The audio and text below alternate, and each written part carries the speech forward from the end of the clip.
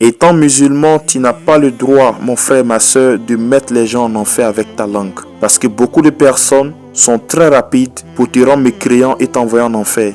C'est pas ton travail. Toi, ton travail, c'est quoi? C'est de faire le bien, interdire le mal. C'est d'adorer Dieu et éviter le mal, le péché. L'enfer, le paradis, ça appartient à Dieu.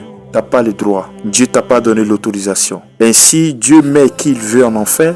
Dieu met au paradis qui il veut. C'est pour ça, à l'époque du prophète alayhi salam, pendant la bataille de Uhud, les mécréants ont blessé gravement le prophète alayhi salam. Le prophète, découragé de leur comportement, dit: mais comment cela peut désirer la miséricorde de Dieu en blessant les prophètes qui a été envoyé? C'est comme si le prophète alayhi salam disait: comment cela peut réussir, peut avoir le paradis, alors qu'il blesse celui-là que Dieu a envoyé à eux.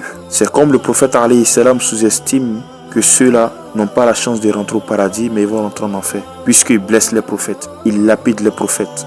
Ainsi, Dieu fait descendre un verset coranique pour dire au prophète: tu n'as pas le droit de dire cela, tu n'as aucune part, tu n'as pas le droit de juger, tu n'as pas le droit de mettre quelqu'un en enfer. Toi, le prophète, ton travail, c'est de transmettre le message. Ça, c'est Dieu qui parle.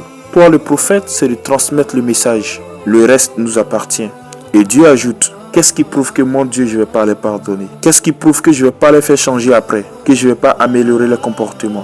Que je ne vais pas les appeler vers moi? Ainsi, c'est comme Dieu condamne, ou Dieu entendait parler au prophète. Il est en train de gronder le prophète pour dire: non, tu n'as pas le droit. C'est mon travail. C'est moi, je mets qui il veut en enfer et au paradis. Toi, tu es le transmetteur de mon message. Tu dis: laissez le mal, ils laissent le mal, ou ils font le mal. Tu dis: faites le bien, ils vont faire le bien, ou délaissent le bien.